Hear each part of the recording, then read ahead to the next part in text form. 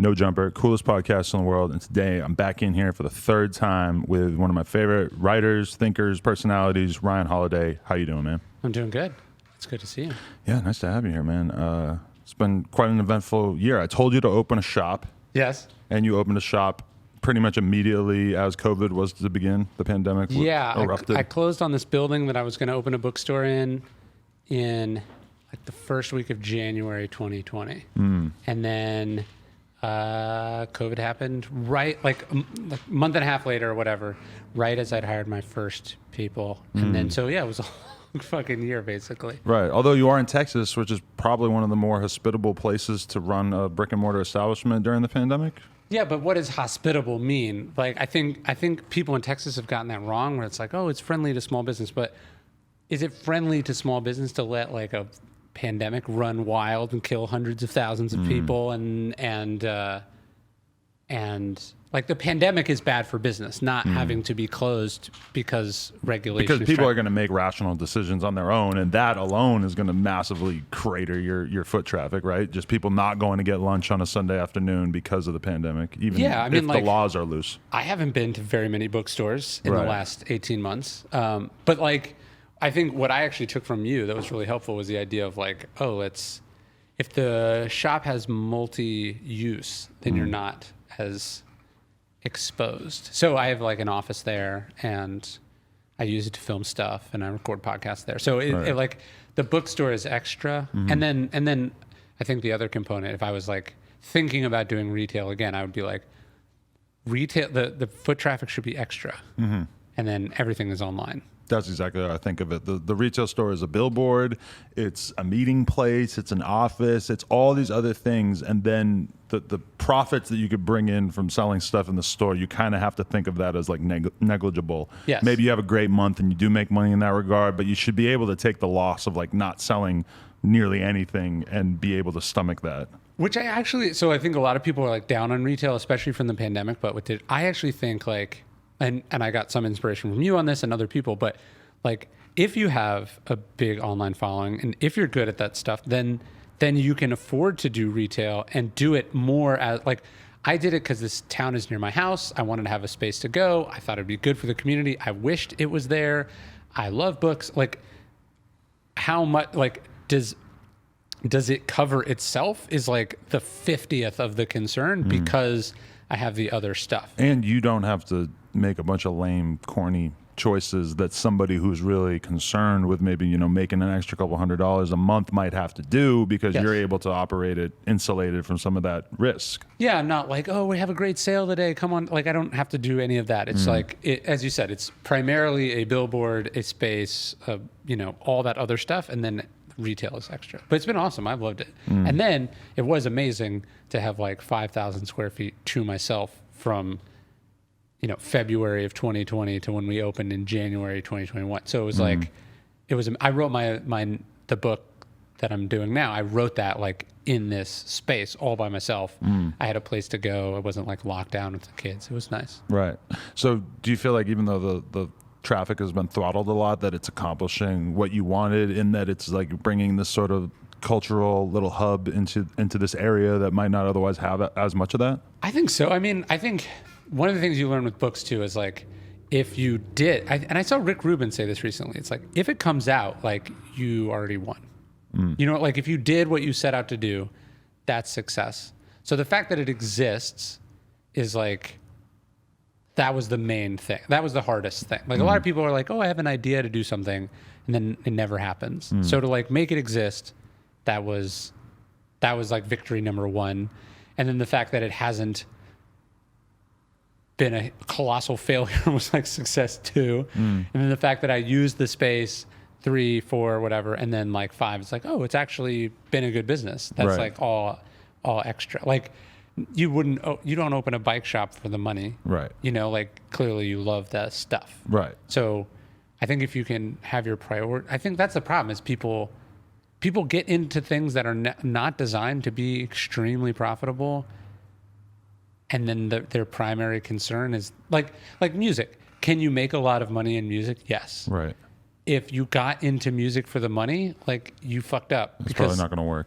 Well, not that it's probably not going to work, but like that's probably, like, if you look at the averages, the vast majority of people make zero money. Right. In fact, lose all their money doing it. So I find that with books too. People will be like, well, couldn't you make more money self-publishing or something? And it's like, potentially, but like if my main concern was optimizing profit, print books was a bad call. But is it really, though? I would assume that you probably make a lot of money off of your books since you sell so many of them. And obviously, it's taken years and years for you to build up to this level where you have a big built-in audience and stuff. But I would think that at your level, the book business is probably pretty decent, huh? It is. I'm not complaining. I'm just saying that at any step of the way, first off, it could have not gone that way. Like, it could have failed. Like, it's typically like a winner-take-all field, right? Like, 1% of the authors make the vast majority of the money, and all the other books not only don't make money, but probably lose money. Right. But I'm just saying, like, for the amount of hours put in and work put in, it's not like I should have just gotten a job on Wall Street, or I should have stayed working in Hollywood. Like, there's so many, or I should have started a tech startup. Like, if your primary thing is making the most amount of dollars, like, you probably shouldn't pick a creative field. So I think what people do is they go like, what I really care about is music, or whatever it is, and then they screw up by going, now the thing I'm going to judge my success by, and is going to be my compass throughout it, is money. When you already, by picking this thing, said that there are things more important to you than money. I remember when I was at American Apparel, I was asking Dove, the founder, about something, and I was like, won't it be like less profitable to like do it this way as opposed to this way? And he's like, if my main thing was making money, I would have just been a drug dealer.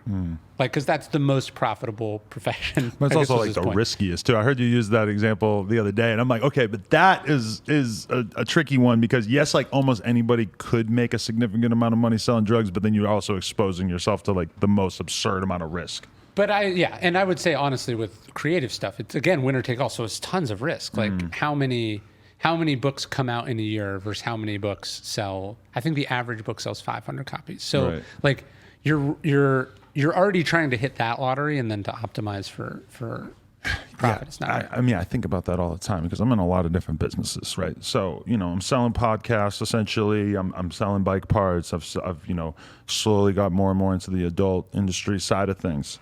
Let me tell you, there's no comparing the ease of which you can sell adult content, which is what I'm going to call it for this time being, with how difficult it is to sell someone a bike, or to sell someone on the idea that you should want to buy some media that contains videos of people riding bikes. Like, I heard somebody say the other day, if you're in any business other than selling sex and violence, you're not doing it right.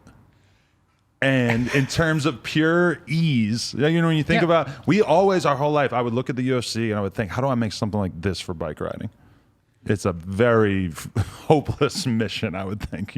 Selling violence is always going to be one of the easiest things to sell, right? But that's what I mean. So by not picking sex or violence, you pick something that means something to you. You didn't pick bikes because you're like, that's a good niche. Right. You picked bikes because you care about bikes. It's just, I was already that deep in it. Like if I was able to look at my life rationally, and if I could go back to being an 11-year-old that thought bikes were tight, maybe I would have chose a different path in my life, but that's just where I ended up, And I don't know if you chose that path or that path was chosen for you, but people will say that to me. They'll be like, oh, Ryan writes about Stoic philosophy for the money, right? And I remember there was a piece in the New York Times about it, and I said something, she asked me some version of that question, and I said something like, if I was really I was like, if you're good at marketing, you can sell anything.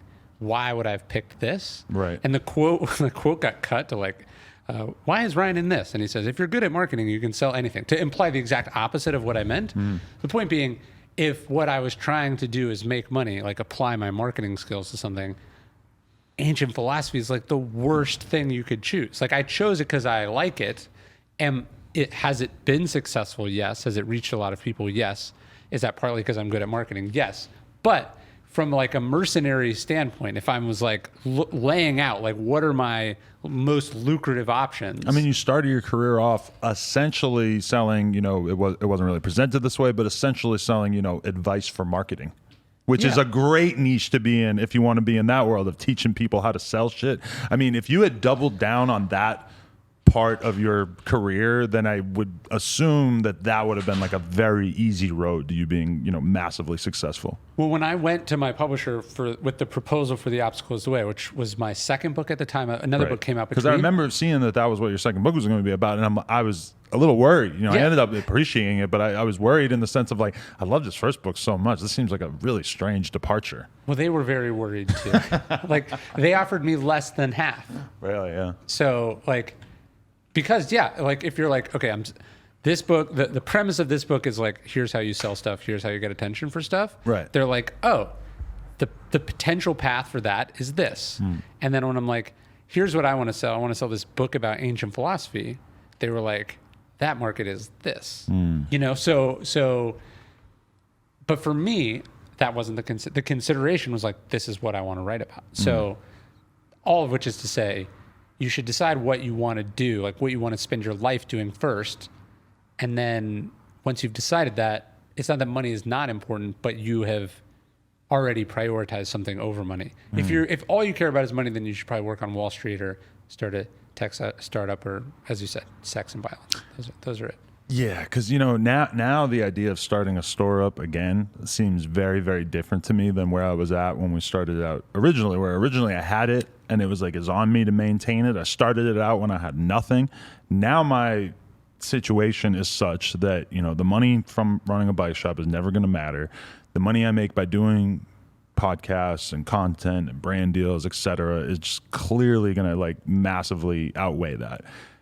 If I start another store, sometimes I wonder, like, are you doing this because of your ego? Because you want to see yourself represented on that block? Because that says something about where you're at in your life to have that store? And sometimes I think of that as like a reason to not do it. And sometimes I think maybe that's really indicative of what you love, that you want to have a role in that environment selling those things, But I think the other thing to think about would be like, okay, so you have all these other revenue streams. If that isn't subsidizing shit that you really care about or that you're really excited about, what are you doing with it? So I think for me, it was like, I love books.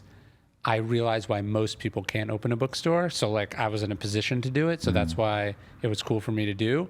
But I would think, now that you have a kid, you're probably like, is what I want to do, spend all my time at this store. Like you don't want to hang, like that is, if I was younger, I would be spending a lot more time at the store, hanging out, meeting people. And now I'm like, don't want to see anyone for any reason. So like the social element of it is like, I'm not hanging out in the back room till like 3 a.m. with people the way that I might have if I was 20. Exactly. Because, my kid's only 10 months and, it's just like a constant, you're involved in constant calculus of trying to figure out how your time is best spent, because there's all these enjoyable things you could be doing, all these things you're interested in, but then at the same time you have this little bulb of light at home that you just want to be in the presence of. Yeah. And if you could be around her 18 hours a day, then that would be a lot better than being around her 1 hour of the day. And you have to sort of just like figure out how to structure your life so you don't miss this thing as it's happening, and to be as involved as possible. And you have to really like turn off a lot of things in your head that are maybe profitable or really enjoyable, et cetera. And even her being 10 months, it feels like I'm still like fiddling with the switches, like trying to figure out what the new balance that I should be at is. When it gets harder as they're a little bit older, because you start getting more back too, like from them. So I think what I realized was like, oh, when I sign up to do stuff, I am stealing that time from them, which is like, it makes it hard to say yes to stuff.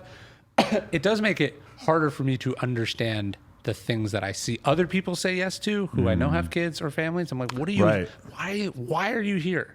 Like, I know why I'm here. I was paid to be here. Or like, I know why I'm here because like, I'm going to be here for 2 hours. I'm gone. But you're just like, do you just like not like your family? Like, what are you doing? Or sleep. Like, you're not trying to get up early in the morning tomorrow. Like when I see people that I know who are in their 40s and still go out of their way to go to every like little industry music party, like meet and greet thing. And I'm just like, I know you have kids. Like you're not trying to get up early to be around your family and stuff. Like, how is this so important to you that you want that and you're not drinking? You're just here to socialize. You're not here for any hedonistic purposes. You're just networking. Yeah, yeah. You wonder if they're just not thinking about it, or are they thinking about it and it's like real dark? And also maybe the fact that I even know these people or have a relationship with them is because of the fact that they went to a party one time and met me, and maybe they, a lot of people I think are actually acting rationally with that. It's like, you really, a lot of people aren't shit without their connections. Yeah. I remember Tim Ferriss had this conference like many years ago, and he asked me to speak, but I wasn't going to go. Like, it was like $10,000 a person. That's what he was charging for it. Wow. And I was like, who the fuck would pay this? This is insane. And then he asked me to speak, and he brought me out. So I was like, of course I'll go, because I'm not paying. If they're paying $10,000, then I feel like my fee to speak should be a decent fee. Well, he was a friend, but the point is, you're like, oh, okay. So a lot of people paid $10,000 to go to this thing, and I thought that was crazy. And then at the thing where I was a speaker, but I was still an attendee, I met like my book agent. I met like a bunch of people I did business with, and I met a bunch of people who I'm like still friends with to this day. And so then when I think about like what the ROI would have been had I just paid, I'm like, oh, it does make sense. Yeah. So sometimes you're like, oh, who pays to like go to this stuff, or like why do people? There can be an ROI, sure, but then I think the cost is not just the $10,000, but the hidden cost is also 3 days of your life, however much time you have with your kids. So that was what was weird for me over the last 18 months. I'm like, I thought I was like pretty good at deciding, and I had like a pretty good balance. Like I would say no to more things I said yes to, and things I said yes to were important. And then I was like pretty productive, like when I went, and then like not doing anything for a year and a half. I was like, oh, that was a lie. So you ended up appreciating so from being at home and sort of being able to just slow down a lot, that taught you what about yourself? I was way more productive. Like I thought I was productive on the road and doing stuff. And then as soon as that went away, I was like, oh, I was like 60% as productive as I am when I don't do stuff. And it was weird. So like I had to fly like last week for something, and like I was like trying to work on the plane. And I was like, oh, I'm like a zombie. I must have been, like if you like change something in your diet, you like take something out and you're like, and then you eat it again and then you feel like disgusting. You're like, oh, I felt like that all the time. I just was normalized to it. Yeah. And I think a lot of people say yes and do way more shit than they actually should. Right. And it's only when you remove it that you get perspective of what it costs you. Right. That perspective, and it's such a bizarre thing for me because I can't tell whether it was becoming a dad or the pandemic that caused a lot of the changes that have sort of happened in my head. It was, in a lot of ways, it was a perfect time to have a kid. In a lot of ways, it was a really non-ideal time to have a kid, since my girl was trapped in the house and not really able to do anything throughout the entire pregnancy, when she wanted to actually be having some experiences before she became a mom. Right. But yeah, I mean, I think probably I speak for me, you, and everybody else by saying that I feel like the pandemic taught me a lot about life, because it just automatically removed so many things that it really gave me a great vantage point of what my life would be like if all that shit was trimmed away. Yeah, I mean, it's obviously super privileged to have been able to learn from it, because we weren't working at a grocery store, and also we didn't die. But you definitely, it was like, I've been saying it's the largest lifestyle experiment in human history. Collectively, the entire world was like, what if we just didn't travel for a long time? Or, what if all in-person stuff was canceled? Right. Obviously, a certain percent of the population just didn't get the memo, but for the most part, we all were like, hey, let's rethink this from the ground up. Right. And you're like, shit, our staff meeting can be virtual. And actually, this doesn't matter, and this doesn't matter, and this doesn't matter. I hope that the number of times that I have to drive, 20, 30 minutes, never mind when it takes longer, to just sort of sit around with 3 other people and talk about something for 20 minutes, that has been almost non-existent. And I feel like probably we will never do that nearly as much as we used to, because it just, as much as Zoom is not ideal for a lot of things, it really, just the time saving and realizing how maybe not necessary it was to be next to each other for certain meetings. But then at the same time with the podcast, I tried out Zoom podcasting, and it's just really, it ain't the same. Yeah, I think it depends on what you're trying to do, with the thing. But yeah, definitely. I think it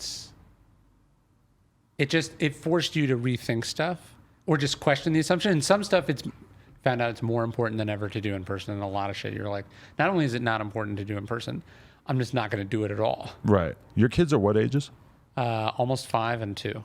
Okay. And so from a school perspective, what was this like for you? The oldest one, I'm assuming, was in preschool or something? Pulled out of like Montessori preschool-y thing and hasn't gone back. Now he goes to like an outdoor thing like one day a week and then does the rest on virtual. My take on the school shit is like, if you don't have to, why would you? So we haven't, we've been like at home not locked down because we have a lot of space, but like we've just been like, all right, we'll just wait this thing out. Right. But so how much do you feel like that matters at this point in terms of his socialization, his learning, et cetera? Like, do you feel like there's been a big loss in terms of his development as a result of not being in school? I mean, I think there's been some for sure. I mean, it's obviously like you wouldn't choose it, but Right. I feel like, so my thing, and it's probably way too nerdy for the show, but like, here's my thing. Like, I wouldn't go sit unvaccinated in a room with no ventilation for 8 hours a day. Right. You know, like, why would I send my kid to do that? No, definitely. It's fucking insane. That's an easy decision for me. Is like they can't go to school, or they shouldn't go to school if they don't have to, given those circumstances. Yeah. I'm just been thinking a lot about how much it's impacted people. And it's also been making me think about homeschooling a lot. Yeah. Just like, do you consider that a viable path? Are you planning on that at all? I mean, I wasn't before, and now it's actually less like it's less like what's better, homeschool or virtual school, and now it's like, would I trust any of these people with my kid for any reason? Like, it's just like, oh, you just don't know what you're talking about. You don't have the kid's best interest. I'm talking about everything from teachers unions to the state to like the teachers who aren't vaccinated. It's like, I'm not, to the other kids' parents, I'm like, it just totally changed. I think I don't know, you kind of go through the world with this idea that like everyone's doing the best they can and we're all more or less on the same page. Right. And you're like, oh no, like 40% of us are not only not on the same page, but like on a very different page with very different priorities. Yeah. And it's one thing for you to go and be around those people. It's another thing for you to choose to allow your kid to be around some of these influences. Yeah, and then people are like, oh, not that many kids have died of COVID. And I'm like, I hold myself to a slightly higher standard. Yeah. Can we talk? Are you cool talking about what you were texting me? Of course, yeah. Oh, so was that like, I mean, how did you feel? Well, so the experience of getting COVID after being vaccinated for 6 months. I mean, your kid. Yeah. And then, within a couple of days, it was like my kid and my girl were sick. I mean, I wasn't that worried because my kid's symptoms were never that crazy, but it was my first time seeing her sick, and just to see her with the upset look on her face and just wanting to lay around all day. Yeah, it was pretty stressful. I'm actually like looking forward to seeing what a regular cold is like, since I've now seen her have like a very, very serious cold. Do you know how it happened? I don't know how I got it. I just know that I infected my whole family and presumably a couple other people in her family. Oh, fuck. Did that weigh on you? Not really, since I felt like I did everything that I could by getting vaccinated. But then like there was somebody who is associated with my business who got it, maybe from me, I don't know, but then gave it to his entire family, including his kids, and then blamed me. And I said, you're by choice not getting vaccinated. Like, I mean, this is, I don't know how many people in your life have chosen to not get vaccinated, but it's a very, very large percentage of the people that I'm around, and it's pretty depressing. Why do you think that is? Probably the same reason that everybody else, or that a lot of people are not getting vaccinated, which is just that they've been sort of fed this disinformation and that they believe that there's a greater risk from that than getting COVID. That's crazy. And stuff like me getting COVID has unfortunately been kind of like weaponized by some of these friends to be like, look, it doesn't do anything. And I'm like, I was sick for like a couple of days and it really didn't do anything. My girl wasn't vaccinated because she was breastfeeding, which they now do allow. I believe that they've approved that. But my girl still doesn't really ever taste back months later and, had way worse side effects. I breezed through it relatively quickly through being vaccinated, but somehow, it really, like, if maybe more than anything else in my entire life, this has really kind of like decreased my expectations from other people. Yes. Would you agree with that? Yeah, because everyone's let us down. Yeah, it's like I couldn't have ever imagined a world in which it was this common to be this stupid. But I think I was under the impression that I wasn't under the impression that a lot of people were smart, but I was under the impression that people weren't asocial, or what is the word? antisocially stupid. Do you know what I'm saying? Right. Like that their stupidity was so aggressively callous and indifferent to other people. Like, okay, yes, in Texas you don't have to wear a motorcycle helmet, so you see a lot of people driving around without motorcycle helmets, and you're like, oh, that's pretty stupid. But like, it's not affecting anyone else. You know what I mean? Right. But like, I wouldn't expect those people to go around like mad that other people are wearing helmets. Right. Right. And then also drinking and driving without a helmet. Right. Like, so I think the weird part is like people don't seem to have gotten the memo on how the whole point of life is to consider how your actions positively and negatively affect other people. And that like the mark of a good person or a shitty person is like how that dial is twisted in your life. Right, definitely. And I mean, you know, like even today where it came out that Biden is apparently mandating vaccines for businesses over 100 people, and just seeing the way that people react, and it's like they haven't considered that if you don't get vaccinated and you go work around a whole bunch of other people, that you're really infringing on the rights of all those people, and that this is just something that they can't seem to bash through their skull. Well, I think two things. You're talking to me about like Texas being friendly to open businesses. It's like, it's friendly, but now it's like you've made these idiots my problem, right? Because like now I have to, like, I can't, my kids can't get vaccinated. Like I'm going to see my grandma tomorrow. Like I want to like not negatively affect people I care about. You have taken away my freedom to do that. And now I have to actively manage a bunch of stuff because of your choice, right? But I think the other part of it is like, people are like, well, why does it have to be mandated? It's like, it doesn't have to be mandated if more people would have just done the right thing. Right. Do you know what I mean? Like, it'd be wonderful if there weren't a whole, like, I am generally pro Second Amendment. I would like there not to be a lot of laws like regulating gun use. But because they keep making deadlier and deadlier guns and people keep using them to shoot up fucking schools and other horrible things, there has to be a bunch of laws about this. 70 years ago, there didn't need to be a bunch of laws about this because people didn't do this, right? So it's like, I think the weird thing about the objections to how it's being done totally strips out like why. That's like, it's not like Biden woke up and was like, this is what I want to do. This is what he's had to do after, 10 months of not enough people getting vaccinated. And keep in mind, we are at the end of the summer that was supposed to be our reprieve from this, that this was not supposed to have been a thing. I was going to Starbucks for like a week and a half with no mask on. I know. What was that like? Thrilling. And then all of a sudden one day it's like, hey man, you got to put a mask on. When Meditations, Mark Aurelius talks about, he says there's two types of plagues. And he wrote this during the Antonine Plague. He was like, there's one that destroys your life and there's one that destroys your character. And I think a lot of people have just been infected with shitty character. And that is worse than the plague. Like because I'm sure you see them in the comments in your videos and stuff. I do too. Oh yeah. Like, I'm like, I haven't had COVID, so I can't compare, but I'm like, I would much rather get COVID than be that person. Yeah. 100%. You know, like, you know what I'm saying? Like if I had to be that person all the time or get an illness that is, pretty safe if you're not in a bunch of different risk groups, I would take the actual sickness any day versus whatever mental infection that is. Did you I feel like this in a lot of ways has kind of like revealed what the true nature of America is, like what is really important to a lot of these people, and a lot of I guess I always took freedom as maybe meaning something else. Yes. And now it appears that actually a lot of people's belief in freedom has really mutated and twisted into this sort of bizarre hellscape that we live in now. Well, freedom is important, but freedom is supposed to march in lockstep with some like self-governance or responsibility. You know what I mean? So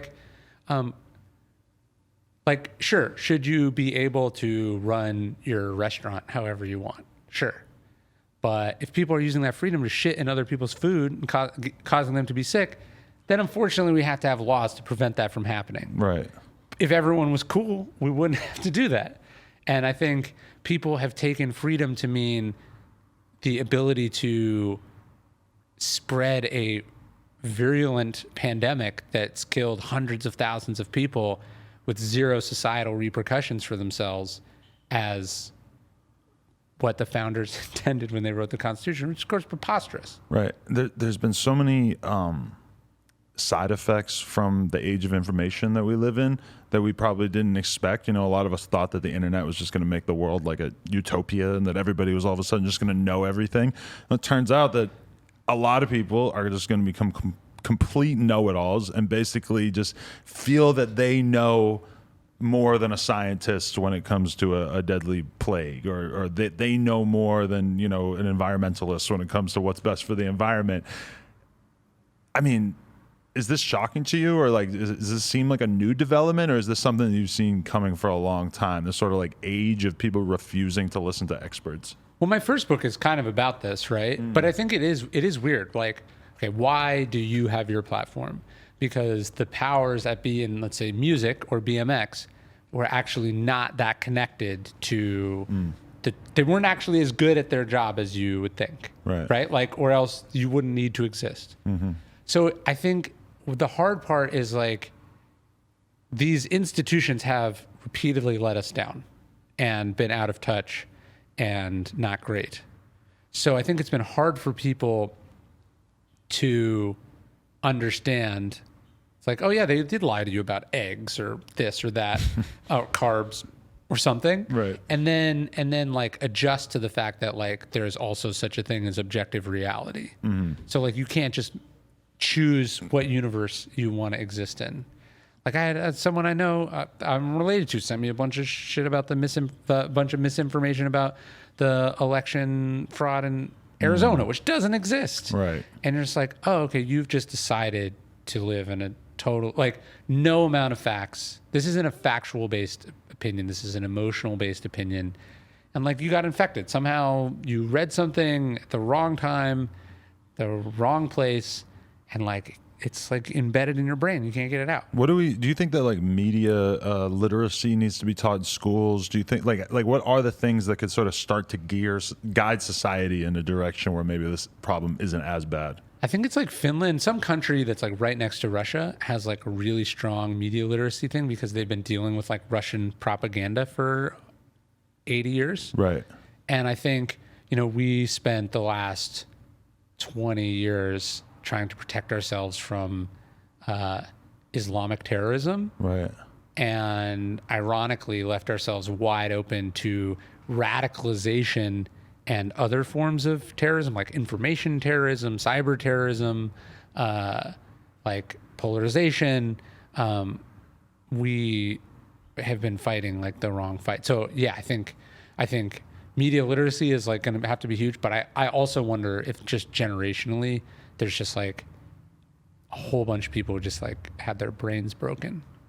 I just don't know how do you come back? And some of those people have kids. Well, a lot of those people have kids. Like Yeah. There's another, I'm going to be real vague. There's another couple with kids that me and my girl have to spend some time around. And it's just like very worrisome to me. Like, how the fuck are you going to raise a kid when you're not capable of having an intelligent discussion about vaccines?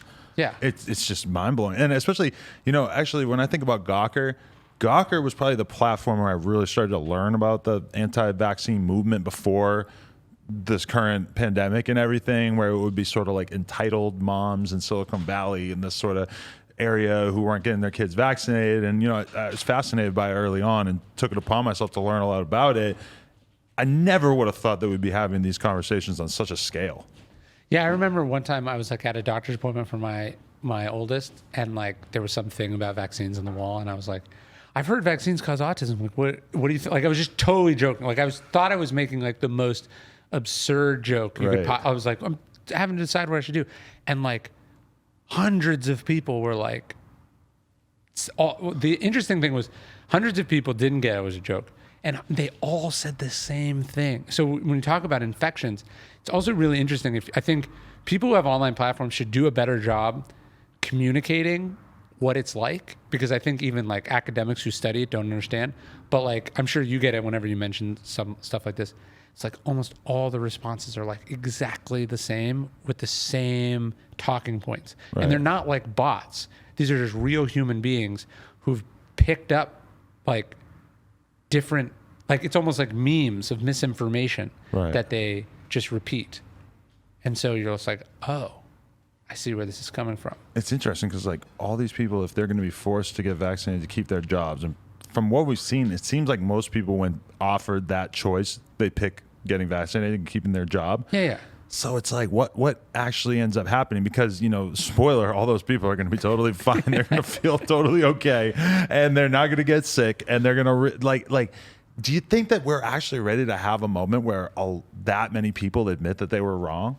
I mean, that's not what happened after the election. Yeah, exactly. Right? It can't. No, I think cognitive dissonance is the most powerful force in the world, right? Like, when people are in cults, and like, let's say you're in a doomsday cult, like the world is going to end on September 15th, right? And then the world doesn't end on September 15th. You're not like, oh shit, I was an idiot. I just wasted a year of my life. You're like,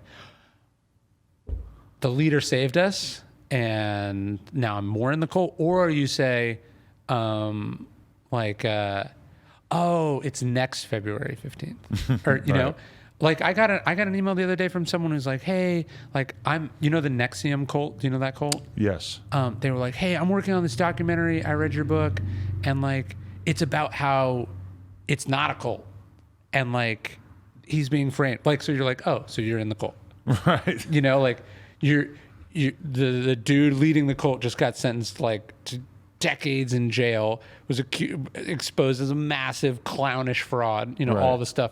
And your impulse is not like, oh, I'm just going to quietly like retreat back into the bushes like Homer Simpson, but like, I'm going to like triple down on it. Yeah. We don't admit we're wrong. We're terrible at that. Yeah. I mean, like even the people now, like you see a lot of people on the right really emphasizing the lack of deaths, how few people have died in various demographics and stuff. And it's like they're completely oblivious, or I guess refusing to acknowledge that the number of deaths, if it seems low, is low because of all these restrictions that were put in place and because of the vaccine, and because, it's just kind of baffling. There's that one guy, I think he's the congressman from a few districts over from me in Texas. He like got COVID, and then he was like, oh, it's from the mask. Right. So you can't just be like, I was a fucking moron who wasn't wearing my mask enough. You have to be like, it's the mask's fault. Definitely. Okay, so we probably lost a significant portion of our viewers as a result of that conversation. If you didn't like it, can we just cut the interview in half and just put this at the end? This is the part for people who don't want to be vaccine hesitancy shamed. I do like people, like I definitely have seen like a real cost. I've seen like hundreds of thousands of followers lost. People saying all this. And then I just go hundreds of thousands. Yeah, like on Instagram. You for lost sure. that many? Yeah, for sure. Wow. Over the course of a year. Wow.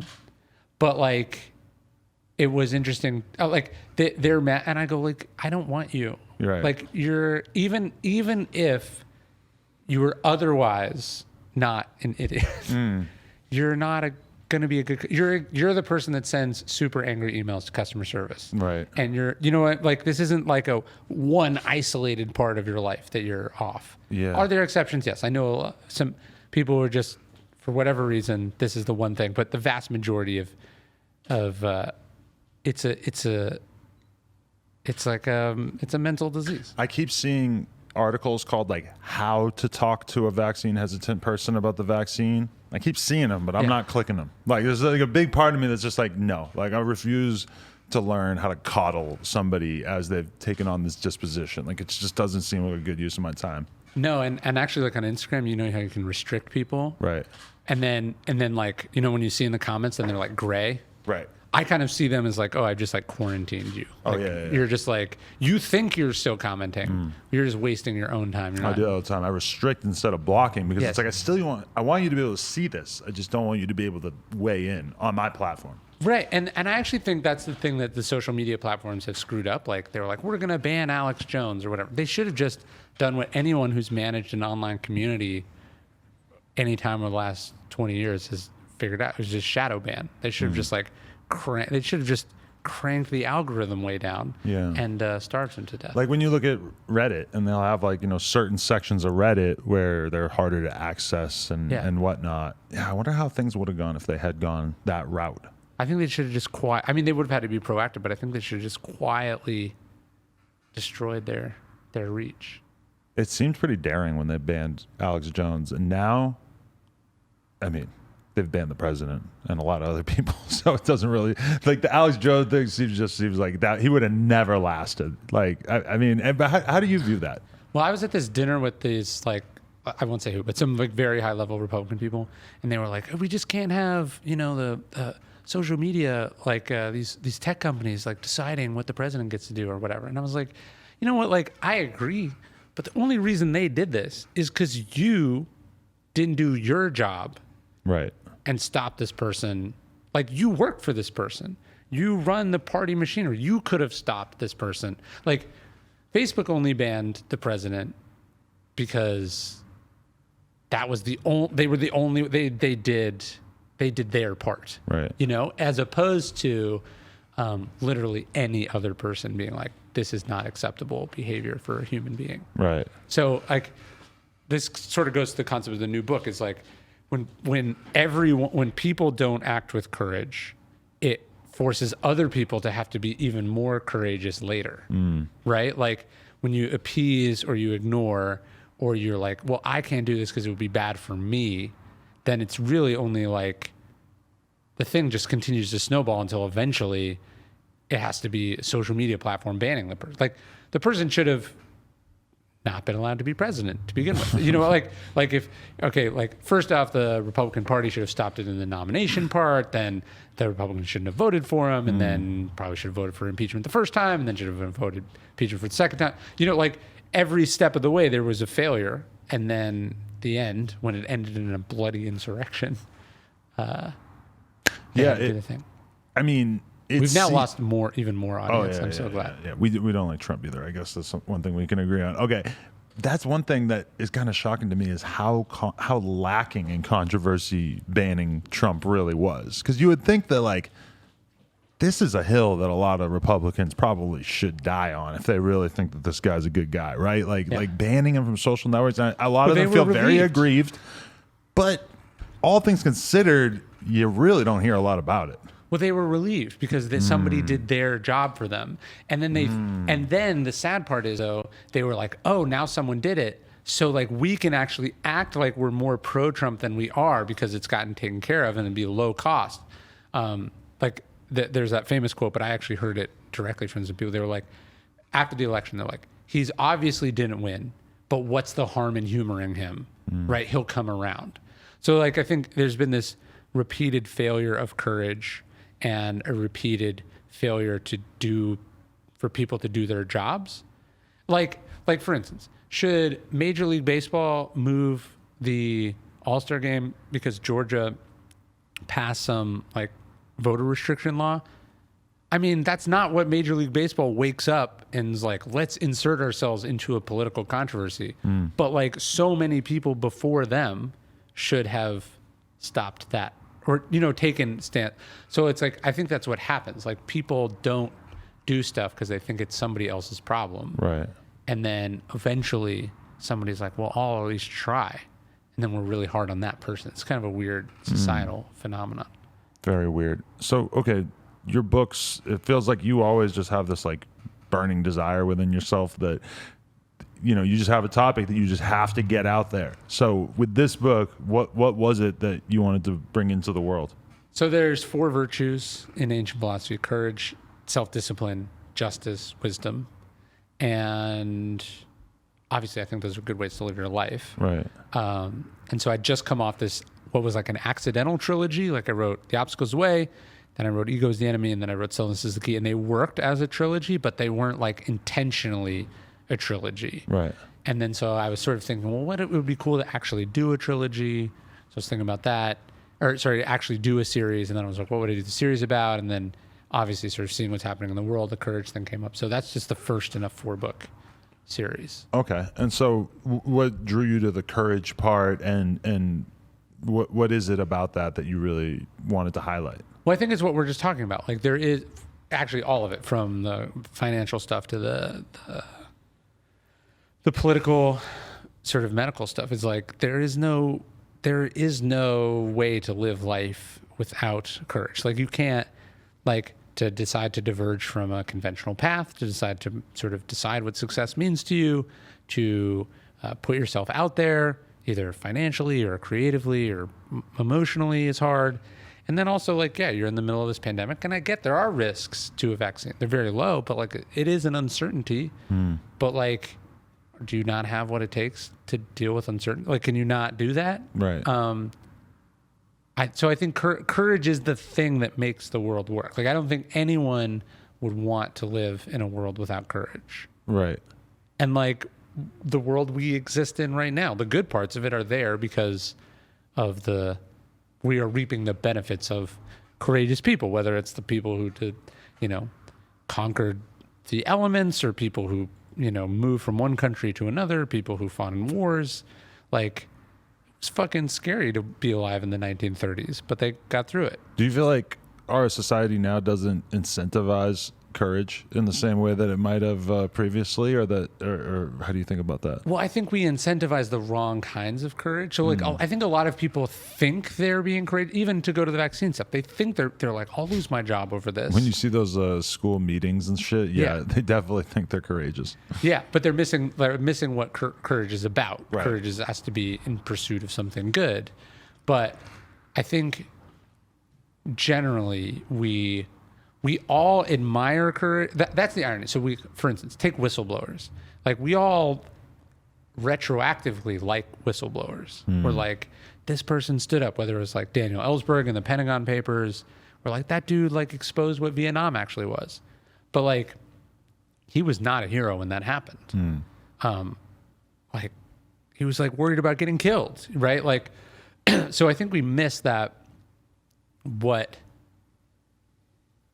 we say we like these things, and then when we actually see it, we're either frustrated by it or we mislabel it. Like, Colin Kaepernick will almost certainly in the future be widely admired, but it cost him his job now. Right.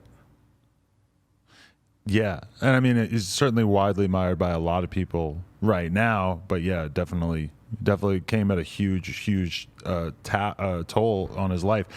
This is an example that I read, like, the first couple chapters of your book, and then I was on YouTube, saw a documentary about Ross Ulbricht, who's the guy who started the Silk Road. Yeah.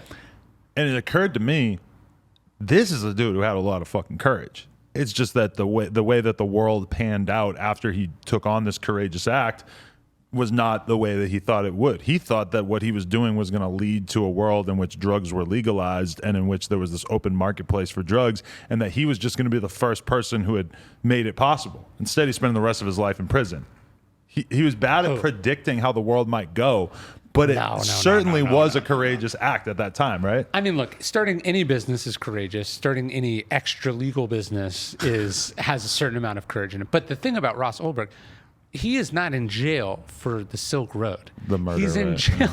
He's in jail because he ordered 7 murders of people who were impeding or either impeding the business, investigating the business, extorting the business. So there's a great book by Nick Bilton about him. Okay. I'm forgetting what it's called. The documentary I watched I feel like they only spoke about one murder that he ordered. Yeah, he ordered 7 different hits. None of them happened. He wasn't very good at it. But I wonder how long he would have got if he had not ordered the murders and he had just facilitated all the drug sales. Probably something, but he went down for the murders. He went down for the murders. Right.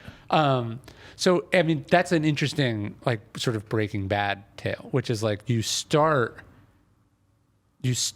going like, here's what I think is important, and then because you're operating in this legal gray area, all of a sudden you sort of realize the importance of society. Right. Right? Because now, like, people are committing crimes against you, and you can't use legal recourse to protect yourself. So all of a sudden you're like, I have to make this person go away. Right. It's really fascinating. But I would say, I think from what I've read, his mother is like a big activist about this thing. Yeah, Sounds like she's is. in just complete denial that her son is a murderer, yeah. which I certainly empathize with. That would be very hard to see. Right. But like, her son like ordered a murder and then was given photographic proof that the murder happened, even though it didn't. Wow. And now is like, I'm being wrongly, right. Imprisoned. Because, like, a lot of the different people that you highlight as examples of courage, it just occurs to me that sometimes these are people who, like, Rosa Parks picked a great time. She may have not known that it was such a good time, but she picked a great time for her to be so courageous. And if she had done it 5 years beforehand, it might have been a completely different result. Well, there was another girl like a few years earlier who had done it that partly inspired Rosa Parks. So Really? I would say timing is important, yes, because like if you're not successful, we don't admire it as much. We don't remember it. There's think about all the people who were murdered in the South for just trying to vote or for attending a rally or whatever, right? Or just talking, like just breaking some social convention, like just speaking up or something, right? I think it's less the timing that I'm thinking about with the book, but it's about the cause. There's a poem by Lord Byron, and he says, "'Tis the cause makes all that hallows or degrades courage in its fall." So the point is, like you talked about Gawker, and I talk about this in my conspiracy book about Peter Thiel. Like, so the editors at Gawker publish a story outing an executive at Condé Nast for having a gay affair. Right. And then the editor of the site took it down because he felt like it was cruel and also bad for business. And the two editors resigned in principle. Like they quit their jobs on the spot because they said management should never interfere with editorial. Now that is a good principle. Right. And it's scary to quit your job, right? Like especially over a matter of principle. But it right? does look hilarious in But it's a retrospect. dumb fucking principle. Like it's What a thing to stand on. right. Like I think about, so do you remember during the George Floyd protests, there was that like old man in Buffalo and that cop just shoved him down and he fell and he cracked his head open on, you could hear it. Oh, yeah. It's like, it's the worst sound you've ever Horrible. heard. So they suspended that police officer, right? Because that was horrible and everyone saw what happened. And then all the other members of his unit Right. walked out in protest. Not in protest of a bad apple embarrassing them, but against the principle of being second guessed. Right. So I think courage is important. Like if I was like, I'm actually writing this piece that hasn't come out yet, but to go back to vaccines, there's a school teacher who, like, if you're like, okay, the school teacher is being told to do something against her conscience, and the state is trying to force her, and the district is trying to force her, and angry parents are yelling at her for it, and she says, "No, I'm not going to do it." And they said, "You're going to be fired if you don't do it." And she said, "No, like I'm not going to compromise on what I believe in." In the abstract, that's admirable courage. Like Right. we need more people like that. But what if I told you what she was protesting was being vaccinated? Like what she believes in is being able to spew coronavirus onto other people's children for Right. 7 hours a day, right? So courage matters, but courage and this is where the virtues are related to each other. Courage in pursuit or in the furtherance of an unjust or a selfish cause Right. is not only not what we're talking about, it's the opposite of what we're talking about. So I think Rosa Parks, it's not that she was good timing and they executed well, but like it's that fundamentally she was courageously defying something that was morally repugnant. So that's where it comes down. 100%. Like there's another story I tell in the book where, so take Reed Hastings, right? Reed Hastings, the decision to like jettison the Netflix DVD business, courage, right? Like to be like, I'm going to blow up a multi-billion-dollar business to have a multi-billion-dollar streaming business, right? Right. Courage. But then Hassan, the comedian, what's his name? Hassan, I forget. you know who I'm I talking feel like about. I know who you're getting at. Yeah. Anyways, is it Minaj? I'm fucking forgetting. I'm so embarrassed. The guy with the one show that I've never watched, but On I see Netflix. his name. Yeah. Yes, fuck. I'm so sorry. And also, I don't want to guess because I'll probably butcher the pronunciation. I feel like he's Googling it right now. A good dude. And I asked him about this when I'm writing. I feel so embarrassed. Are we waiting for it? Hassan. I could have definitely looked it up on my phone by now. That's definitely him. Minaj. All right. Anyways, good dude. Very funny. He had an episode where he criticizes Saudi Arabia for that dismemberment of that journalist. Right. Remember what I'm talking about? Yes. Yeah. And the government of Saudi Arabia protests this criticism, and Netflix pulls the episode. Right.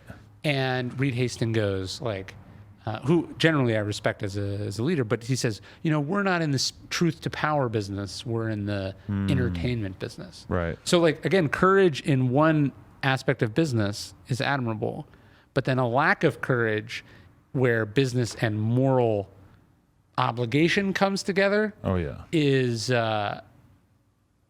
Is really what we're talking about. You don't see a lot of people taking like courageous, principled stances when there's, millions or billions of dollars on the line. Like, I feel like LeBron James seems like a pretty great guy in all ways.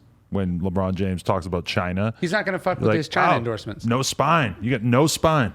But I mean, so two things. So one, yeah, you're like, how much do you need, right? You're like, what is the point of being the greatest basketball player in the world, to have an enormous platform, to have billions of dollars in lifetime earnings, and to not be able to be like, concentration camps are bad, right? Like that. I think we can all admit that that's probably not what we would define success as. That actually sounds like very unfree. At the same time, I think it's really easy to be like, what about all these like spineless politicians, right? And then it's like, what was the last thing you said that cost you money?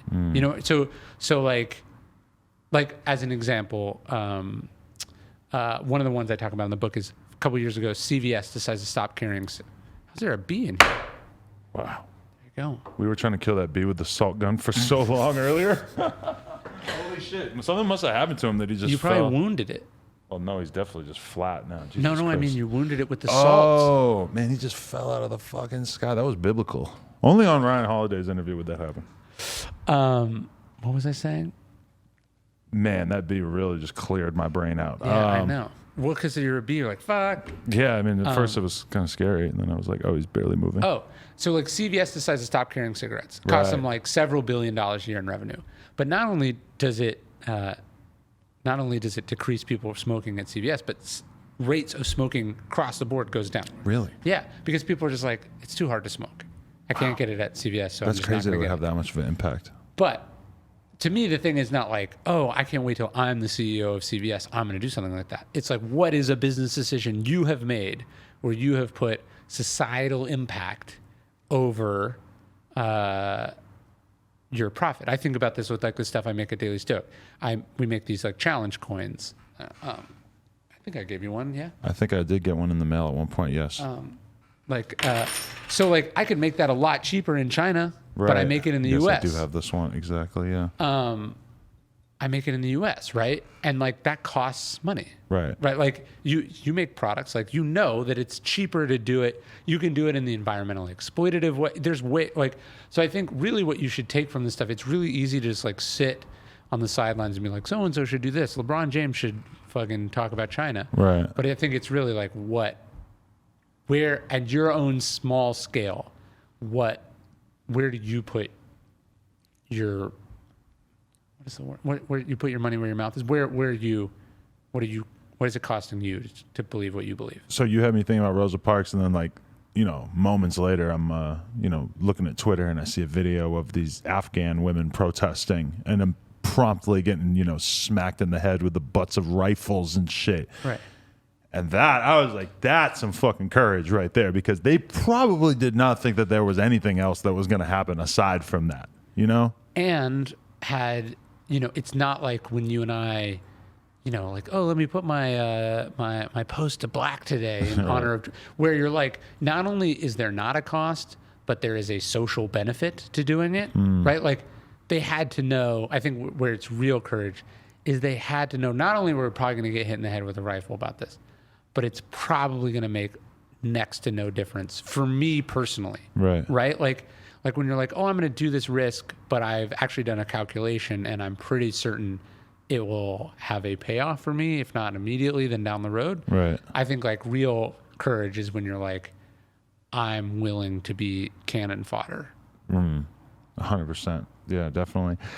Sam Harris said on his podcast recently that he's been at meetings with like, the most powerful people in tech, and that they basically have acknowledged that they just would love to stand up to some of the, wokest propaganda, wild ass employees that they have, et cetera. And that even the most powerful people in those companies they just can't fathom the idea of like standing up to their own employees. How do you think about that? It is weird, right? You're like, what? I think this goes to the LeBron James thing. You're like, okay, so Mark Zuckerberg, you're the richest person in the world, or Jeff Bezos, you're the richest, and like you actually don't have that much power. Like what? Somebody said to me once, he's like, everyone's after fuck you money, but I never see anyone say fuck you. Right. I mean, I think that, you know, a Jeff Bezos, if it was him, or, you know, a Mark Zuckerberg, et cetera, they probably realistically have done the calculus to realize that they would spend the rest of their lives labeled as white supremacists if they were to make any, you know, real stance against some of that stuff, no matter how well they handled it. And that, I guess, is kind of the terrifying part, is just that, you know, that they have access to more analysts than anybody else, that they've probably been able to run more concepts by their team on how they could potentially like take a stand, and it just doesn't seem like it's happening. But that's why I think it's really important that we don't just see courage as like running into a burning building, you know, or like fighting on a battlefield. It's certainly real. And like, hey, I'm going to protest this, even though it's going to get like me hit in the head with the butt of a rifle. But like also like the scariest thing in the modern world, in the first world or whatever you want to call it, is social ostracization. So whatever. Being persona non grata or being criticized is the thing we fear most. Right. So nobody wants it. Nobody's down for it, yeah. Yeah. So you're the richest man in the world. You could literally do whatever and no one could touch you. And you're still like, but I want to go to conferences. They probably also are kind of doing the calculus that says that maybe more things will happen that will make this perspective more obvious as time goes by. Well, that is key, right? There's a pivotal moment at the outset of the Second World War where Churchill is asked to basically throw the entire British Air Force to save France. And he has to go like, no, we got to wait. Like, it's not the right moment. You know, or like American Revolution, like, don't fire till you see the whites of their eyes. It can also take courage, like, you know, you're like, let's say, we joked about this, but we probably like turned people off talking about vaccines and whatever. By not being as disciplined as we could and like staying on, let's say, topic or whatever, we may have alienated people that we could have reached about this other. So there is a certain amount of discipline that goes into courage where you're like, this is where, it's like in poker, this is where I'm going all in. And like, I'm actually just going to bide my time until that. I'm not going to risk everything. I want to have a 60% chance of winning. I'm actually going to have the discipline to lose a bunch of times or be underestimated or criticized or, you know, whatever, until like I get the better hand. This is really a tangent, but you know what? One of the things I find really interesting about poker is that all of the lessons that you kind of take on from poker are basically lessons in how to be a shitty person. Because if anything, poker is about learning to balance your truth with your lies. You know, the ideal play in poker is one in which you're incapable of making an accurate decision about calling my raise, because you know that roughly 50% of the time I'm going to have a bluff, 50% of the time I'm going to have a value hand, and that it basically puts you in a position where you're incapable of making an intelligent decision. That's perfection in poker. And you know, I recently had a friend talking to me about cheating on his girlfriend, and he was like describing the things that he had done in the lead up to cheating on his girlfriend, and I'm like, if you want to lie to her, you can't just do things that you would never do normally, because the nature of the bluff is that you have to be acting in a way that conceivably could be true. And, you know, obviously you shouldn't be cheating on your girlfriend, but I mean, that's kind of... No, I get what you're saying. And this is when we talked about sort of Rosa Parks, where it's not just enough to be right, though, right? Because like plenty of people have the moral high ground and are acting with courage, but then they get destroyed. So courage also depends on your ability to execute with intelligence and cunning and strategy and patience. How do you normally, we're used to thinking of Olympians as like some maybe, or just elite athletes in general, as being some of the most courageous people in our society, at least in one very specific way. we saw a lot of different issues with people at the Olympics, you know, feeling like they wanted to prioritize their mental health and, you know, maybe not compete on the day of. How do you think of that? Like, obviously, you know, some people would view that as a lack of courage. Some people saw it as extremely courageous to acknowledge that maybe you're not in the right mental state to go put your health at risk. Yeah, someone asked me that, and I was like, because I'm not on the Olympic gymnastics team, like one of the things I'm trying to do is just like not have an opinion about it. Do you know what I mean? Like in the sense of like, again, we spend a lot of time judging other people instead of being like, well, where am I in my own stuff? But what I actually am going to write about the Simone Biles thing a little bit in my next book about self-discipline, because like, I don't think anyone with a brain that's not being an asshole, it's impossible to doubt that this is a incredibly committed, competitive person. Like, she would cut your heart out to beat you, right? Like, she's a killer. She could not have possibly got to this position in her life if she wasn't that person. So that to me, as an outsider who knows nothing about what she's doing, I thought it must have been a very serious situation if she didn't want to compete. Well, that's what I'm saying. Like, she's as committed and hungry to win as Michael Jordan or Tiger Woods or you know, any athlete in any field, right? Like, she's as great as Derek Jeter. Again, insert great athlete of all time. She is that competitive and driven and would, you know, like chew off her arm to be able to compete and win. So to me, I almost feel like that's like the supreme transcendent level of self-discipline, to be able to be like for me, this is a very condescending, this is almost insulting to compare, but like for me, like it's harder to not work out than work out, because like I've built my life around it. It's beneficial to me. I like the time. I like the routine. I like the streak of it, all that stuff, right? So like I have to use discipline to check my discipline. Otherwise, like I will work out when I'm sick. I will work out when it's not safe. You know, I will work, you know what I mean? I'll like put off other things to go do this thing, right? So like to me, what's so impressive about it is like, if you take all that stuff about her for granted, the amount of self-awareness and self-control necessary to be like, I may never get this chance to do this at the Olympics again. And yet I still know that this thing I'm doing is dangerous enough and the stakes are highest enough and I care about my team enough that like, I'm not going to do it at 92%, even though 92% on a good day is still probably like, she still got a bronze in one of the other. So like, she to me, it's the height of greatness. Now, and I'm not saying every athlete that does it, like some of them probably are self-entitled, and like if mental health wasn't sort of a trendy thing right now, would be making up a different excuse, right? So I'm not saying it's always the case, but to me, it seems like with her, I find it very admirable.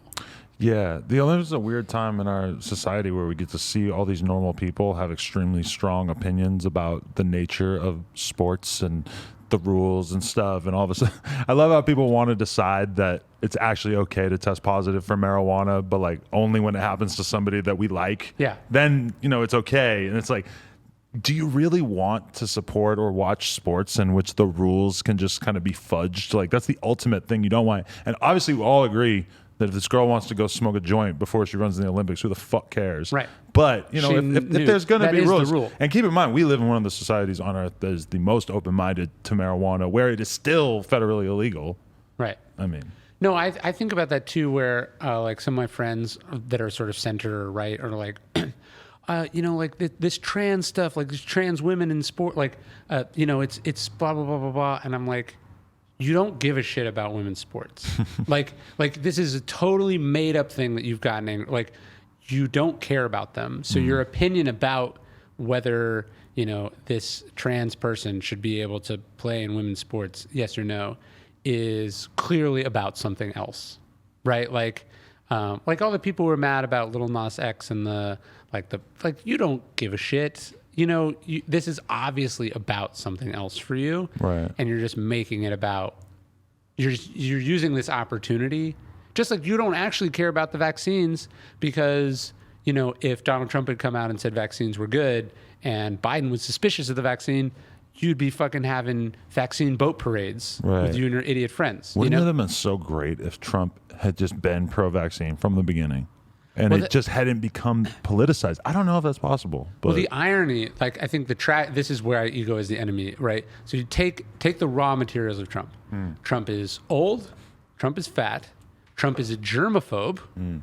Trump is pro locking down borders, generally anti-China, international community, et cetera, right? Loves authoritarian gestures. He should have had everything was lined up to have the perfect COVID response.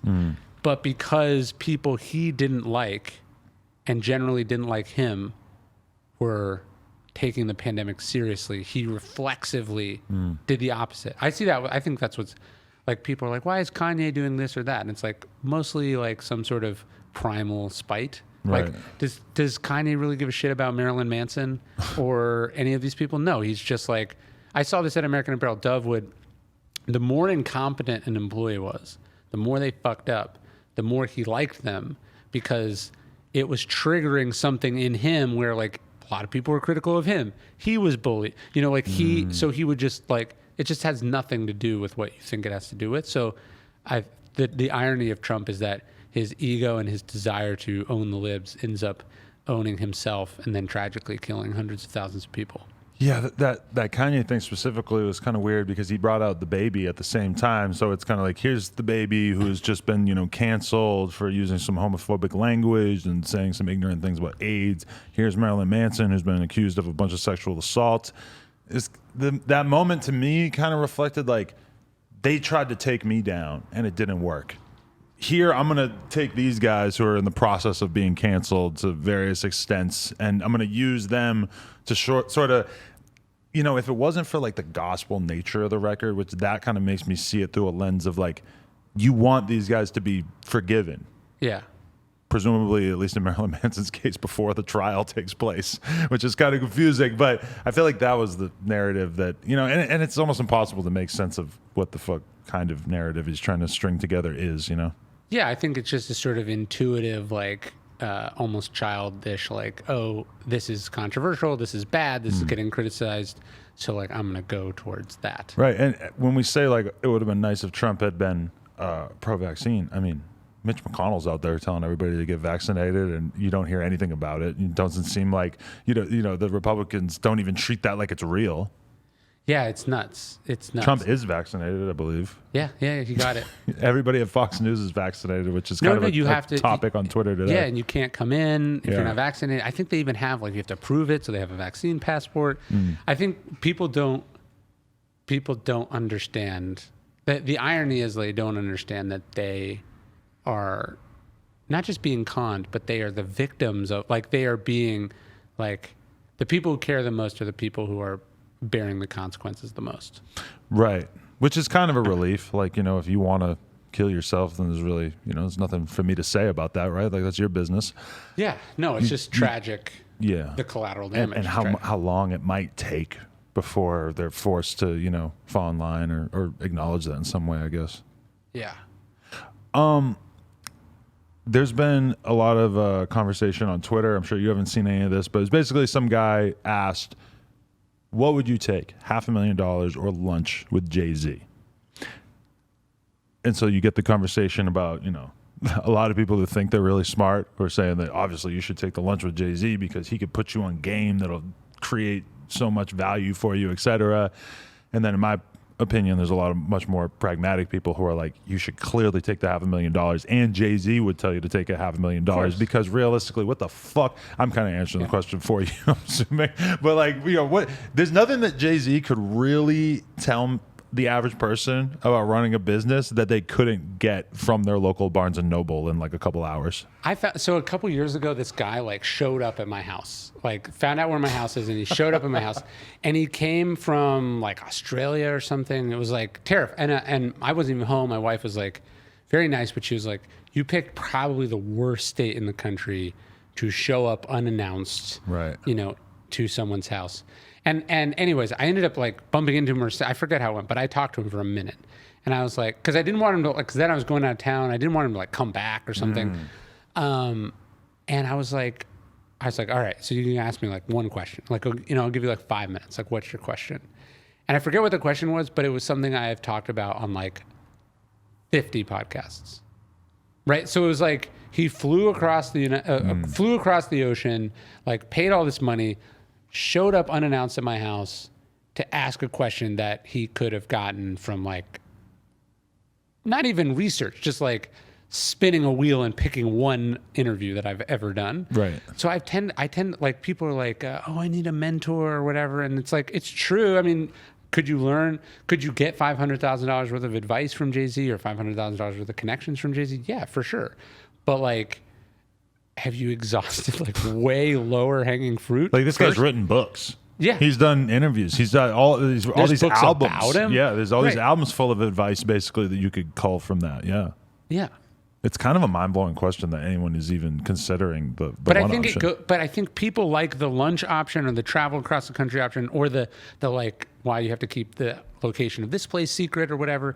They like the like dramatic Jerry Maguire like moment, you know, like the fly across the country like gesture, like the show up at the airport. You know, they love that shit. It really says the worst possible thing that you can about that person to me, because it really tells you that they're more concerned with creating this really, extreme narrative within their own life rather than actually just gaining the knowledge. Like anyone who could actually like read a book, consume what they've read, absorb it into their brain, actually use it, it'd just be so much more useful than choosing to put yourself in this position. Yeah. And also, I don't know about you, but like I think if you have any sort of public platform, obviously you want to hire competent people, you want to hire driven people, blah, blah, blah. But the number one criteria is like, sanity. Is this person insane or not? Yes. like, is this person someone I can like have in my orbit that won't like be a fucking weirdo, or like I can trust with a Twitter password, or like that isn't going to have like I was doing drugs at like 3 a.m. and I shouldn't have done it, but like I don't want any of that shit, right? So I think you think the dramatic gesture is saying one thing, but it's actually saying the exact opposite. And if it does work, it's almost not someone you want to work with. Right, definitely. Yeah, I mean, one of the biggest things when you hire somebody is that you should be thinking of is like, if I were to have to fire this person in the future, would they take it well? Would they be able to not just lose their fucking mind and have to make a whole big mess out of it, But here's a different question. Would you pay $500,000 or like forego $500,000 to work for Jay-Z for a year? It's some high level capacity, but even like if you told me like I had to get Jay-Z coffee for every day for a year or something, like I'm almost positive then that it actually is like, I think the stakes on the fucking lunch are probably very low. Yeah. But like if you said, hey, this is like there was a controversy a couple years ago where Sheryl Sandberg, who's the CEO of Facebook, so like maybe one of the second most powerful women in the world, or one of the most powerful women in the world, extremely wealthy, extremely successful, etc., was looking for unpaid interns, and people were like, "How dare you?" Blah blah blah. And it is bad optics. I mean, she should pay a lot, but like, I mean, I would take that job in 3 seconds. I found you have the Robert Greene book. I was looking up some old emails, and I found this email exchange that I had with Robert Greene in 2006, and he was hiring a research assistant, and he was like, and here's what I pay, blah, blah, blah. And I was like, I do not care about that. I was like, what? And he kept going like, you need to send me an invoice for the hours you've worked. I was like, I could not have cared less about getting paid. And like, that was the best investment I've ever made. He did pay me, but I'm just saying like, let's say over 2 years, I made $20,000 or something on the side job working with this guy. Like I made more money yesterday, from my association with him. Do you know what I mean? Like, so I think fuck lunch. But if you told me I could work for Jay-Z for a year, I would do that for any amount of money. I know this kid named Landon Tice, who's like one of the top young poker players right now, and he basically got in good with everybody that he's in good with now because he reached out to a prominent poker podcaster, said, I will do the timestamps for every single episode for you. He starts doing it, starts a relationship with this podcaster guy. The guy figures out, oh, this kid's actually super talented. All of a sudden, he's in this guy's social network, doing those timestamps, 10, 20 times, however many times he did, is probably one of the smartest decisions he ever made in his career. And I see that over and over and over, where people who run meme pages on Instagram, people who run fan accounts and shit like that, and then they all of a sudden are able to get into a really good position as a result of just a bunch of free labor. But it ends them up in a my good first position. job for Robert was transcribing interviews that he did with 50 Cent and Chris Lighty and Paul Rosenberg and like all these people. So like, not only was it like, hey, like I'm getting close with Robert Greene, but like I've listened to him interview Eminem's manager for 5 hours. So it was also just the access of shit that it was also the shit I got access to that opened up everything. That's right? the biggest thing that I wish I had done when I was young, is I wish I had the knowledge to just insert myself and be willing to work for free for anyone that I was inspired by, who was talented, where I saw that there was some kind of value that I could get out of that relationship. Yeah, because what they're paying you is skills or access or stamp of approval or whatever. So yeah, that's why and I think also though, to your point, like, it's not just like, hey, like you're getting something, but like Jay-Z's obligation to me, if you take the unpaid labor, is like, how do you help this person succeed? Right. But realistically, a lot of people could help you succeed when you're at that stage in your career, when you're at that very low level part of your career. Yes. It doesn't have to be Jay-Z. It's kind of like below Jay-Z's pay grade. And that might make him, like, Jay-Z is clearly disconnected from at least some of what's going on the ground, since he's been up at the top for so long. But and then people are like, oh, I would like Jay-Z to be my mentor. And it's like, well, you're not going to start there. Yeah. So like, who do you start with? And like, what you find though is like, if you do a good job for a successful person at any level, you get traded around. So like from Robert, I met this person and this person and this person. And like, as you were saying, like he was probably that poker guy because he wasn't crazy, because he was reliable, because he worked hard, because he knew his shit. He was like, oh, so-and-so will help you do this. 100%. I've been listening to a little bit of you interviewing people on your Daily Stoic podcast. What have you learned about interviewing, and how do you approach it now? As an interviewer, I'm interested in what your preparation process might look like for that kind of thing. You tell me, how am I doing? Well, it seemed pretty good, but also, I was more just taking it in as a fan, and then sort of thought of this question later. I wasn't really like grading your interview skills as I was going. I don't know. It's a hard thing because I haven't had that much feedback on it, because like it's I don't know. It's a weird. Well, podcast, there's no comment section. Yeah, there's no. But and also you just don't like. I don't know. It's something I think I'm getting better at it. I didn't do it for a long time. Like I only started a couple years ago, and I really didn't want to.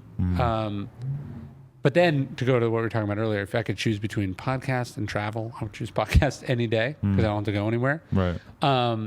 But I think one of my things with the podcast, and I think this is true for creative stuff, I was like, okay, what do most podcasts do? And I'm not going to start there. So my podcast I do a daily email every day for Daily Stoic. And then the podcast started with, I would just read the emails. So like I started that, and it did like, I probably started interviewing people after we'd done like 10 or 15 or maybe even 20 million downloads. Oh, wow. So it was like I had an audience first. So I think what a lot of people go is like, all the successful podcasts are interviews. So I'm going to start an interview podcast. And then you're like, okay, now you're one of like a billion people doing a thing. Right. So that one built an audience, and then I started slipping the interviews in. But I think like what we're doing here, where we're just talking about shit, I find that much more interesting than the like, let me guide me through your life story podcast. Yeah. So I don't know. Sometimes that's just like the thing to do, because some people have very complicated, life stories, or, True. It's tricky to figure out exactly how they got here. And that is what is interesting about building a rapport over time, is that like, I re-listened to our second podcast last night. And When was that? at some point in 2019. Okay. Which still, it feels like it wasn't that long ago. And I'm like, well, I guess 2019 wasn't that long ago. But 2 years ago?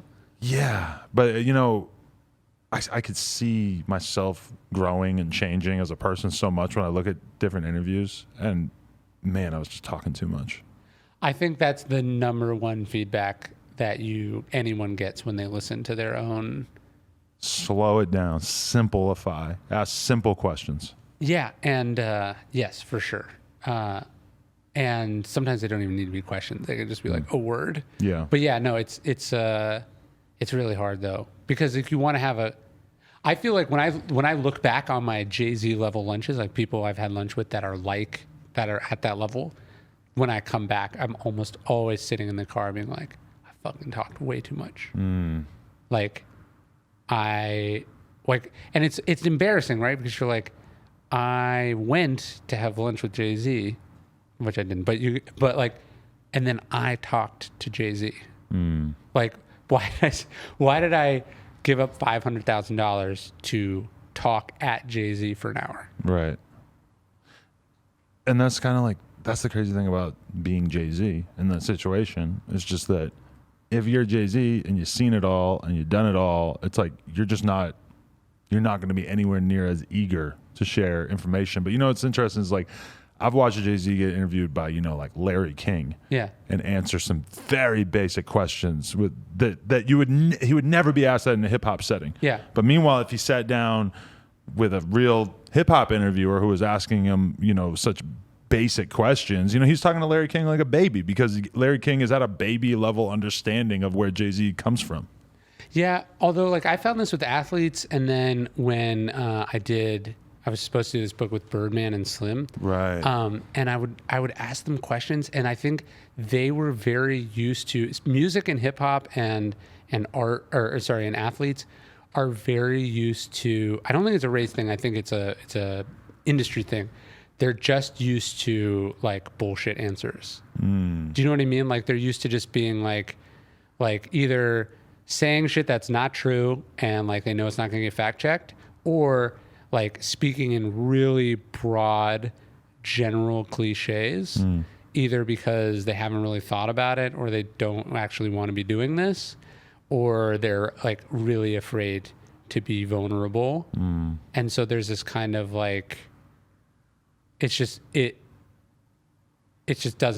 not working. Do you know what I mean?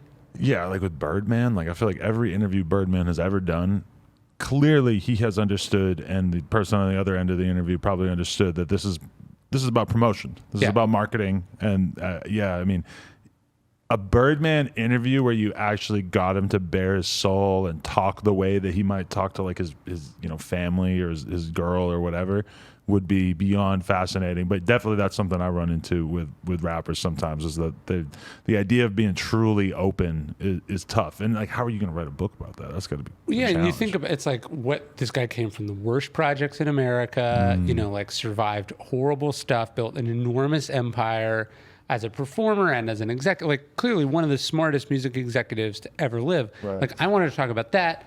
And like, I think to go to sports, they're like, tell us what was going on in the game last night. And they're like, well, you just go out there and you do your best. And, like they're just used to, whether you're Tom Brady or LeBron James, you're just like, first off, I think there's like a competitiveness where they're like, they don't want to give the secret sauce away. Right. And then the other part where they're just like, they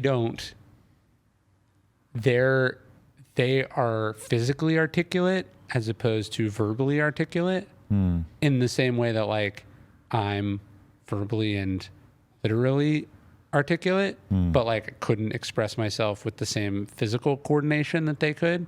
So, but I think they're just like, I can just give this person like 30 seconds of nonsense and they'll find a quote in it. Yeah. As opposed to I love Mark Maron's podcast. I haven't seen him have many rappers on that like are sharing like what makes them tick. Right. Yeah, it's a different kind of conversation. One time I was watching Joe Rogan interview Wiz Khalifa, and there's just like a couple of awkward pauses in the conversation where I just realized like Wiz Khalifa is 100% not prepared for the kind of conversations that Joe Rogan has, where it would be as common for him to just randomly start talking about some documentary he saw, or a book he read, or what his daily routine is, etc. And Wiz just, as a rapper, as somebody who mostly has only done interviews for the purpose of promotion, it just really didn't seem like he got it. Like he wasn't prepared for this sort of ponderous convo. Yeah, and you see that with like real. I don't think it's a race thing. I think it's like a cultural or like a stratosphere thing. Yeah. Sometimes like really big celebrities will have trouble with that too, where they're just like, "Oh yeah, I'm not used to being real," because it's not good for me to be real. Right. But that's the shit that I love. So Yeah, because I mean, and I get that, because if I was Tom Hanks and it's my job to go on camera and act and just, present myself as if I'm somebody else, I would take that and I would never want to share who I am with the outside world. Having shared so much of myself with the outside world, I really can see how people take for granted their privacy.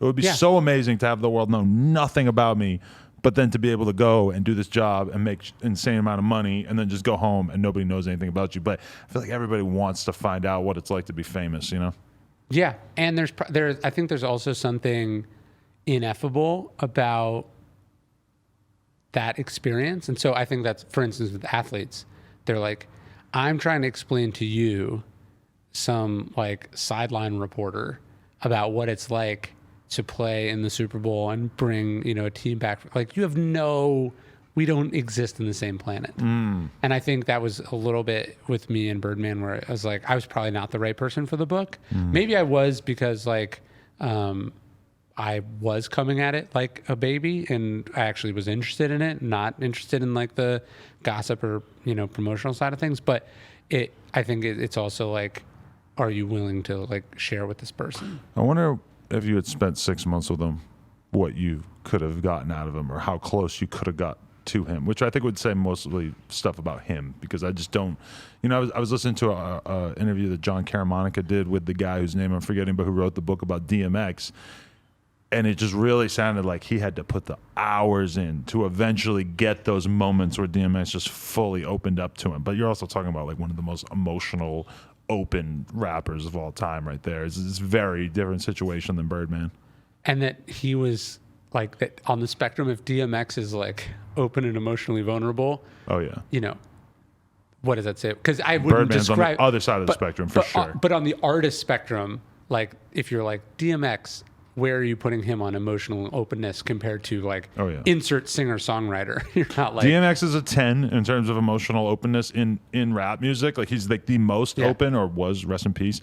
And then Birdman's definitely a 0. Yeah, but on the scale of emotionally open artists, he's like a 3. Yeah. You know what I mean? Like compared to, I don't know. I learned some interesting stuff about DMX. One thing that really stood with me is they said that the entire day's plans could get derailed if DMX started an interesting conversation with a homeless person.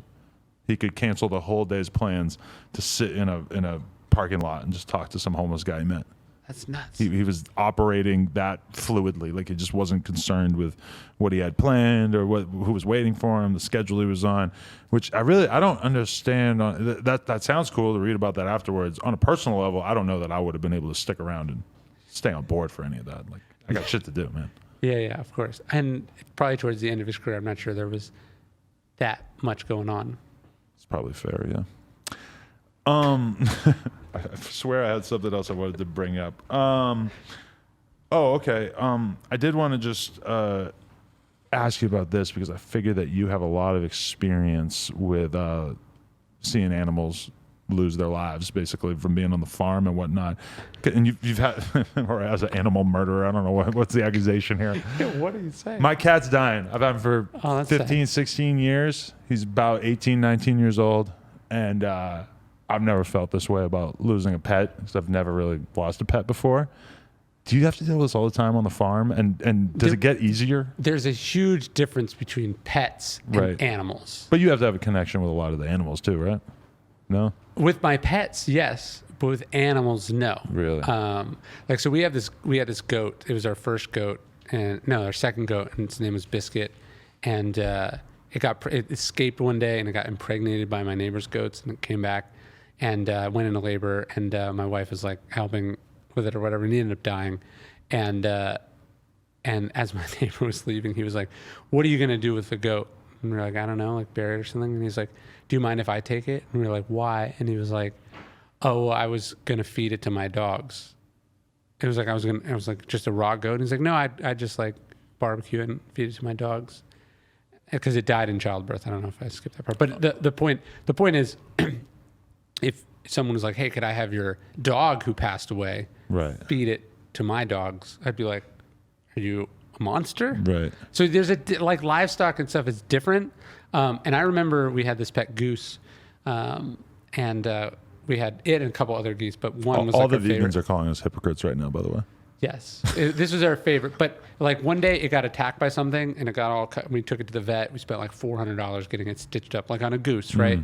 Because it was a pet. And then it went missing one day, and I remember noticing that none of the other geese gave a shit, and that was like very, like it was like, Yeah.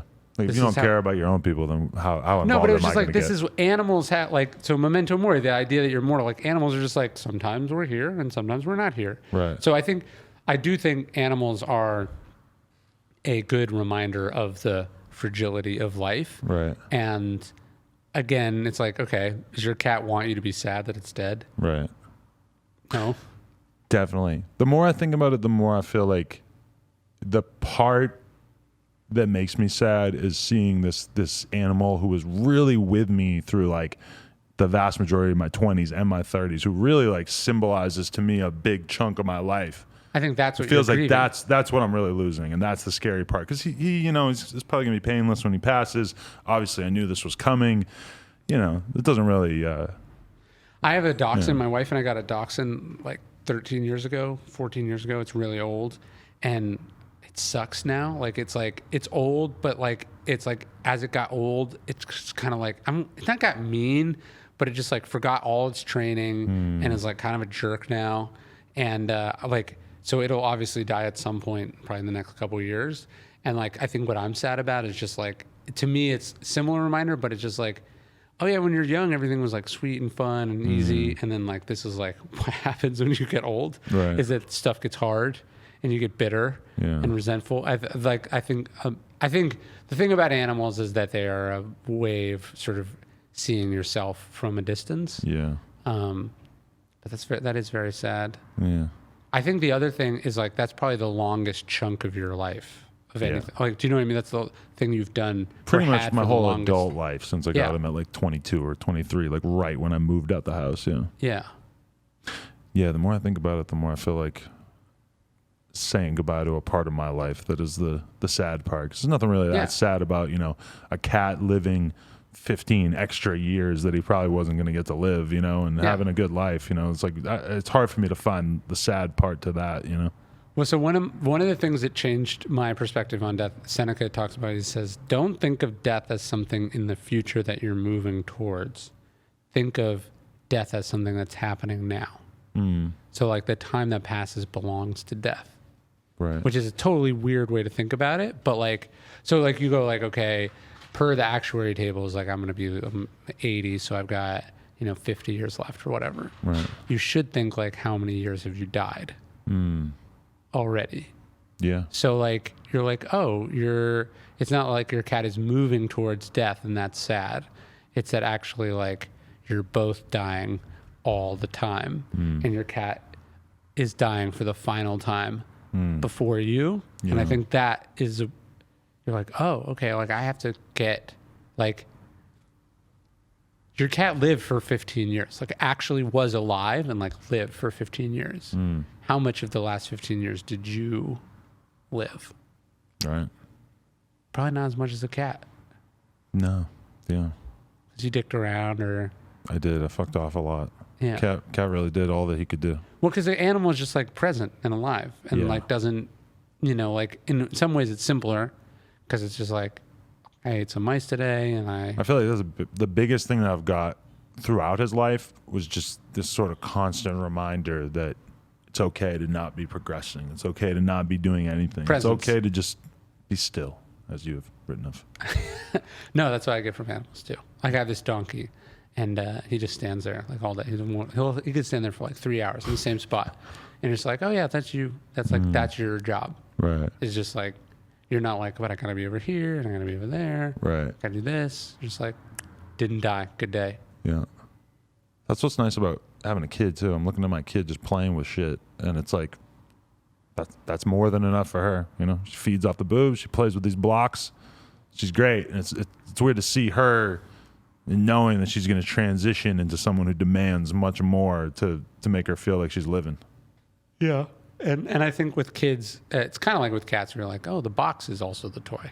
Yeah. Like, okay, so we drove cross country for here because we got to do a bunch of shit. And so yesterday we blew out this tire on the road. So we had to spend 4 hours in Tucson as the trailer got repaired.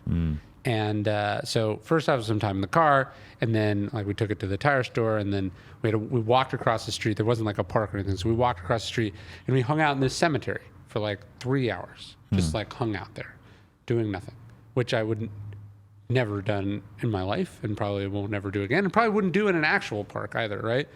And then it sort of hit me that like to my kid or kids, that was, as far as they know, that was like the plan. You know, like they weren't like I was like, we're supposed to be driving, we're supposed to get here at a certain time, like we're not supposed to spend 3 hours in the cemetery. And they were like, okay, this is what we're doing. Yeah. So because there's no expectations, there's the ability to just sort of adapt and be present and chill and then accept things. And they probably I'm sure they had a better time than me, but They could teach you a lot. they can. Well said. Tell them what to do. Tell them how to contact you. Tell them what to read.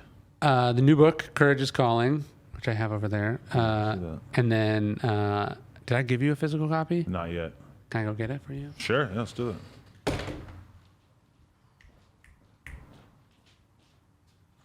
Whenever I think about you and your first name, Ryan, I often think about the way, just one of the funniest things in the history of modern television to me is the fact that Michael Scott has this very subtle gay crush on Ryan on The Office. Yes. And just the way he says, like, Ryan. He just says his name with this, like, weird lust. And a lot of times when I think about you, I'm like, Ryan. Okay. All Courage right. is calling. Maybe too much. Courage is calling. That's the new book. And then Daily Stoic emails free every day. Right. And the podcast is out there too. Podcast too. And then YouTube videos and TikTok, all at Daily Stoic. Oh, so you are on the TikTok wave. I'm glad to hear that. I am. I had a lot of people in here who think they're too good for TikTok. And I'm like, you do not want to be unavailable on any platform, my friend. Well, I like the challenge of I don't think you have to be first on the platforms, but then if they get traction, you should be like, okay, what works in this medium, and how do I translate what I do Agreed. to there? So I'm figuring it out. Definitely. Damn, I got to check that TikTok out. That sounds interesting. Thanks, man. Yeah, no doubt. Ryan Holiday, No Jumper, coolest podcast in the world. Check us out on YouTube, SoundCloud, Patreon, all that. Like, comment, subscribe, nojumper.com if you want to support. Go cop Ryan's book, available now at all locations. I forgot to tell you why I'm wearing this shirt.